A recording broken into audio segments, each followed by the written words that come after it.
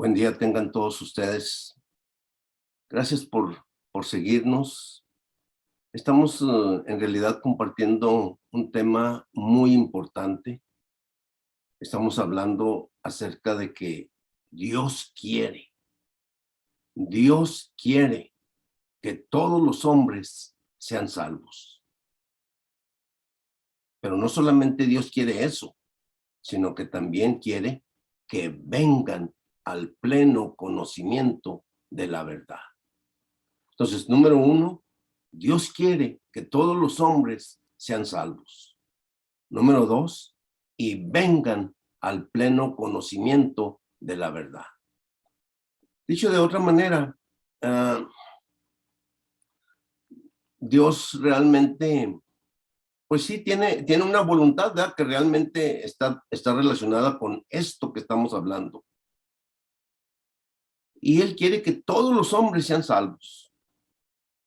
Lo mismo dice el Evangelio de Juan 3:16, dice, porque de tal manera amó Dios al mundo, que ha dado a su Hijo unigénito, para que todo aquel que en Él cree no se pierda, mas tenga vida eterna. Entonces, pues Dios quiere que todos los hombres sean salvos. Y no solamente eso, sino que vengan al pleno conocimiento de la verdad. Esta mañana vamos a hablar un poquito acerca de esta palabra pleno conocimiento de la verdad. Mire, la palabra para conocimiento en el griego es la palabra gnosis. Se escribe G-N-O-S-I-S, gnosis. Digo, la G, como quien dice, es como muda y quiere decir literalmente conocimiento. Si lo decimos de otra manera, es prácticamente conocimiento intelectual. Pero esta palabra tiene un prefijo agregado. Y ese prefijo es realmente la palabra epi. Entonces, esta palabra realmente es epignosis. En el griego, epignosis, que realmente significa pleno conocimiento. O lo podemos decir de otra manera. Significa un conocimiento experimental. Un conocimiento en el cual vivimos a Cristo. Un conocimiento en el cual ganamos a Cristo. Wow, eso ya está interesante, ¿me entienden? Porque simple y sencillamente no es solamente hablar por hablar así, de una manera, pues digo yo, como lo hacemos toda la vida, sino simple y sencillamente hablar. O sea, porque hemos experimentado a Cristo. Porque hemos ganado a Cristo, porque lo estamos viviendo, ¿sí? Entonces, eso es lo que Dios quiere decir. Dios quiere que todos los hombres sean salvos, sí, y vengan al pleno conocimiento de la verdad. Mire, el pleno conocimiento de la verdad, le voy a decir, está relacionado con el siguiente verso. Dice, porque hay un solo Dios y un solo mediador entre Dios y los hombres, Cristo Jesús, hombre. Quiero enfatizar, porque hay un solo Dios. Wow.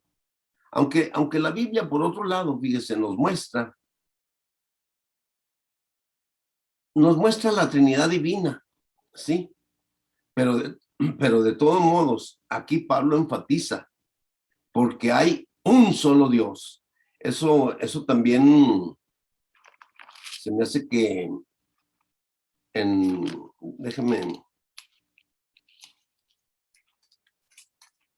déjeme ver si aquí en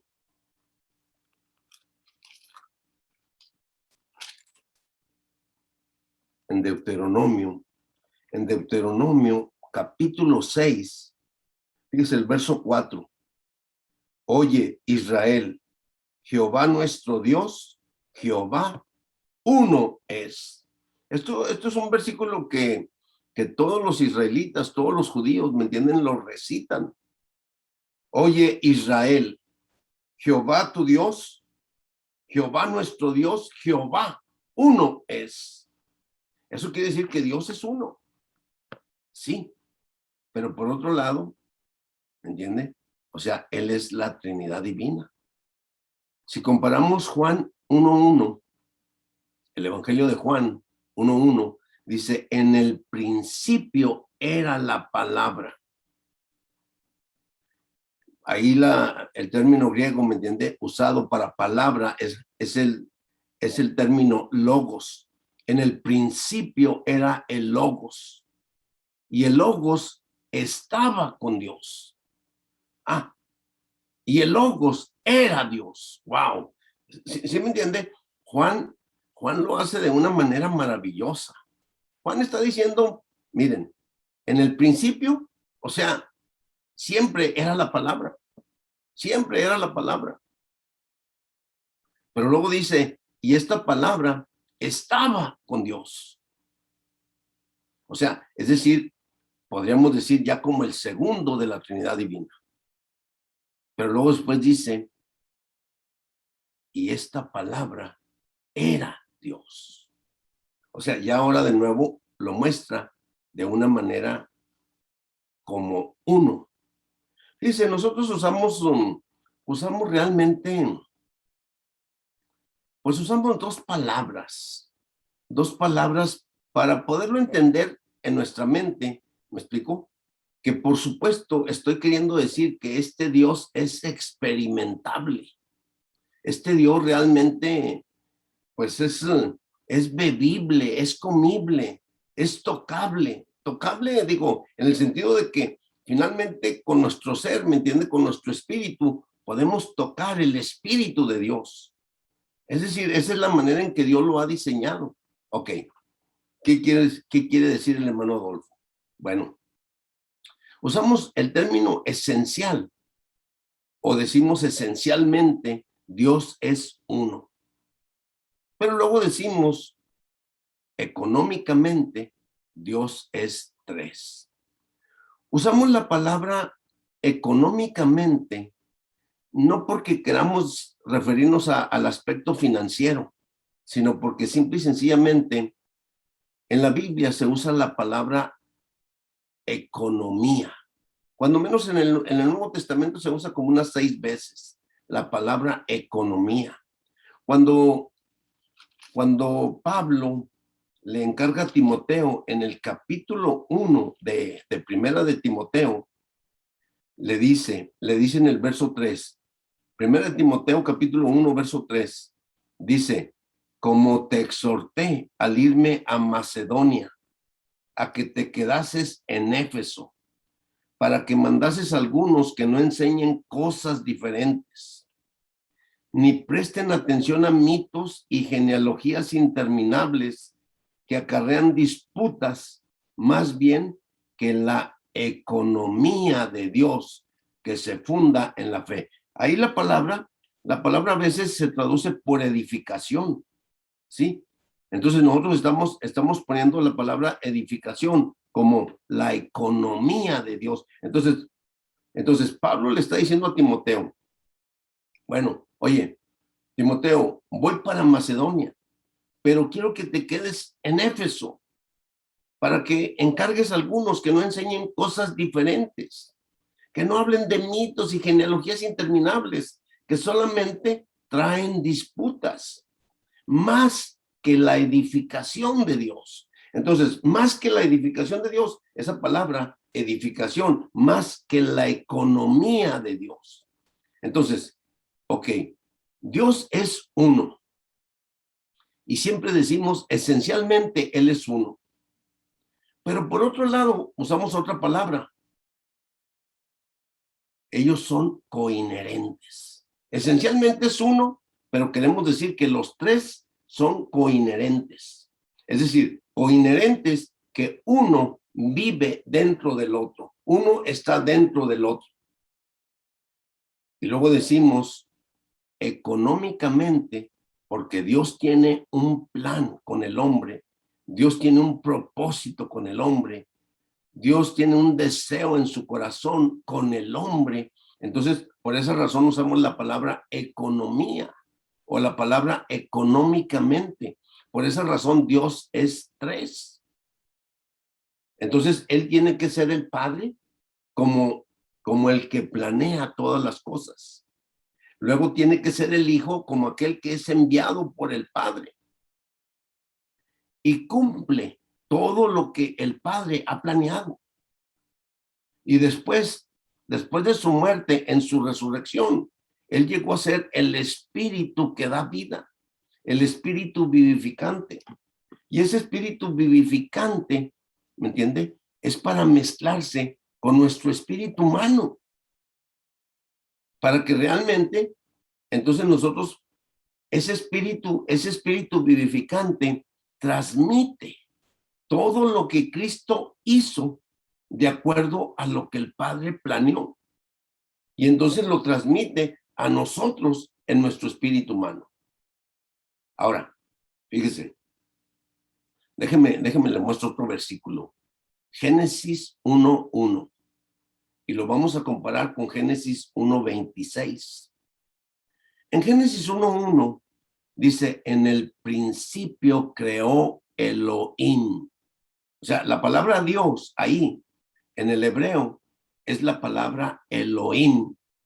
En el principio creó Elohim los cielos y la tierra. Ok, esta palabra Elohim, nomás considérelo, es el primer verso de la Biblia. Y luego, Dios se revela a sí mismo como Elohim. ¡Wow! Es maravilloso, hermano, es maravilloso. ¿Sabe por qué? Dios crea los cielos y la tierra así nada más con su hablar. Y luego dice, yo soy Elohim. Yo soy Elohim. ¿Qué quiere decir eso? ¿Qué quieres decirnos, Dios? Yo soy el Dios fiel. Yo soy el Dios poderoso. Ese es el significado de la palabra Elohim. Fiel y poderoso. Así que Dios se revela a sí mismo como el Dios fiel y el Dios poderoso. Pero la palabra Elohim es un sustantivo uniplural. Si nosotros lo leyéramos de otra manera, quiere decir dioses.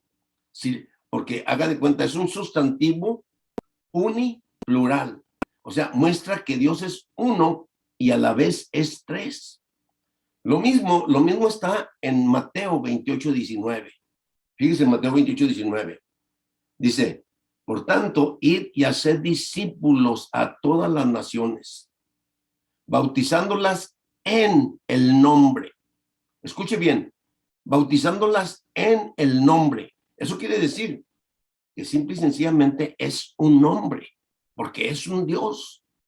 Pero luego dice del Padre, del Hijo y del Espíritu. Entonces, es exactamente así la composición, como es un ejemplo, ¿verdad? De Génesis 1:1. Es decir, Dios se revela a sí mismo como el Dios único, pero el Dios que a la misma vez es tres. Es uno y es tres. Es tres y sigue siendo uno, ¿sí?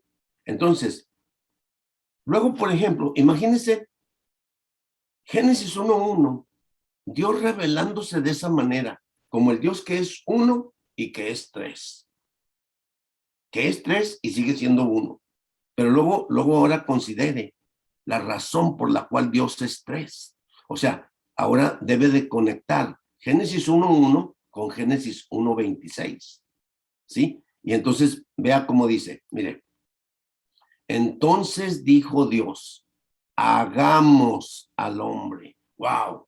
¡Wow! Maravilloso, maravilloso. Génesis 1:1 no pudiera existir sin Génesis 1:26. Entonces dijo Dios, hagamos, y lo está diciendo en plural, de él mismo. Hagamos al hombre, a nuestra. Esa palabra nuestra, de nuevo, implica el plural. A nuestra imagen, conforme a nuestra semejanza. Vea cómo toda la Biblia, ¿me entiende? Encaja, embona, o sea, hace match, ¿sí? O sea, se complementa a sí misma toda la Biblia. Entonces, que Dios quiere que todos los hombres sean salvos. Sí.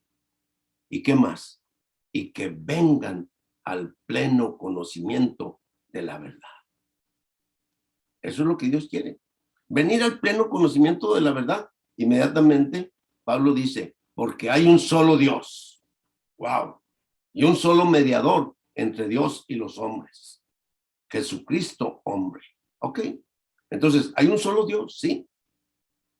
Elohim, como se revela en Génesis 1:1. Claro que Dios tiene, por ejemplo, en Génesis se revela de varias maneras, ¿me entiende? O sea, no nomás como Elohim, digo, también se revela como Jehová, se revela como, bueno, el Shaddai, ¿sí? Pero no vamos a hablar de esas cosas ahorita. Lo que quiero decir es que simple y sencillamente Dios en Génesis se revela como Elohim, mostrando la clase de Dios que tenemos. Un Dios que es único, pero que a la misma vez es tres. Es esencialmente uno, ¿ve? Porque uno mora dentro del otro, son coinherentes. Es económicamente, y con eso queremos decir que por causa de que Él tiene un plan con el hombre, Él tiene que hacerse tres. Y en ese sentido, el Padre planea, el Hijo viene y cumple lo que el Padre planeó, y luego el Espíritu transmite lo que el Hijo cumplió de acuerdo a lo que el Padre planeó. Y ese Espíritu se mezcla con nuestro espíritu humano, ¿sí me entiende? Para alcanzar al hombre, porque ese es su plan, ese es su propósito, esa es su economía, ese es el deseo de su corazón. Esa es la voluntad de Dios, que Dios quiere mezclarse con el hombre, unirse al hombre. Y el hombre es el único que aparte de la vida humana puede tener la vida divina de Dios. ¡Wow! ¡Wow! Eso es maravilloso. Entonces nosotros los seres humanos podemos tener la vida humana más la vida divina de Dios. Considérelo, hermano. Los genes de Dios. El espíritu del Hijo mora dentro de nosotros. El ADN de Dios se ha transmitido dentro de nosotros. Entonces, Dios quiere que todos los hombres sean salvos. Sí. Y vengan al pleno conocimiento de la verdad. Porque hay un solo Dios y un solo mediador entre Dios y los hombres. Jesucristo, hombre. Mire, esta palabra, Jesucristo, en realidad ya es una palabra compuesta. ¿Compuesta de qué manera? La palabra Jesús y la palabra Cristo. Fíjese, cuando usted ve Mateo capítulo 1, verso 18, le voy a decir hasta el verso 25, pero déjeme le muestro unos versículos aquí en Mateo capítulo 1.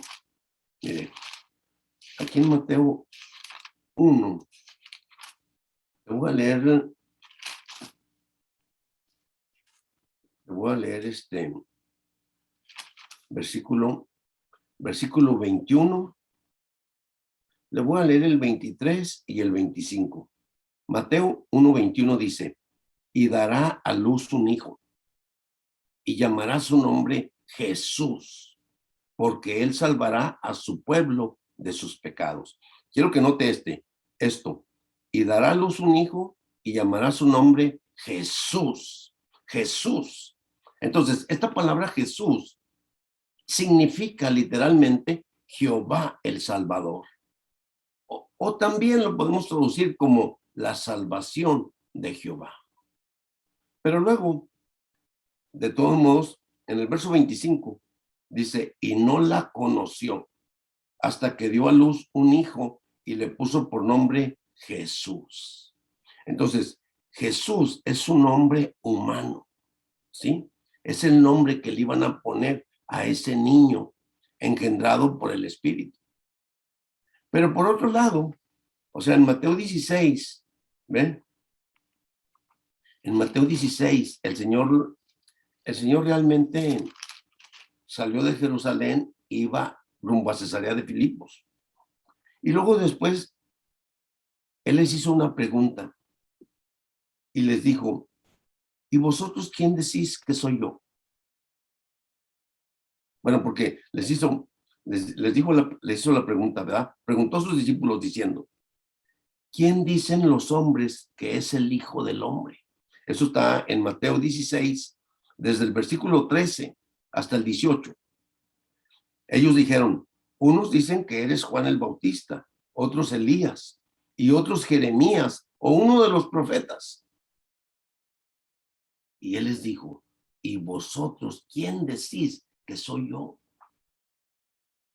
Respondiendo Simón Pedro dijo, tú eres el Cristo, el Hijo del Dios viviente. Tú eres el Cristo. Entonces, esta palabra Cristo implica su divinidad. Tú eres el ungido. Tú eres el Mesías. Tú eres el Cristo de Dios.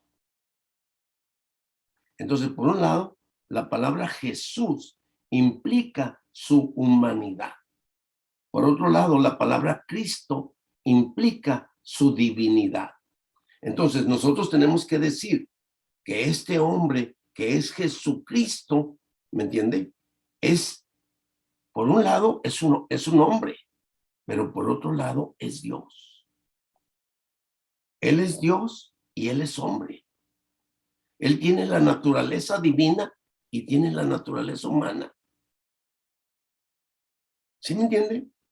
O sea, eso es nuestro Dios. Eso es este hombre llamado Jesús, que también es el Cristo. Jesús es un hombre humano. Cristo denota su divinidad eterna, absoluta, de eternidad a eternidad. Entonces, qué maravilloso, ¿eh? Qué maravilloso que entonces nosotros tenemos a un Dios hombre. Uno que tiene la naturaleza divina por un lado y por otro lado la naturaleza humana. Uno que es el completo Dios y por el otro lado es el perfecto hombre. Esa es la persona de la que estamos hablando. Hay un solo Dios y un solo mediador entre Dios y los hombres. Jesucristo, hombre. ¡Wow! Maravilloso, maravilloso la manera en cómo lo hace realmente Pablo. Hay un solo Dios y un solo mediador entre Dios y los hombres. Jesucristo, hombre.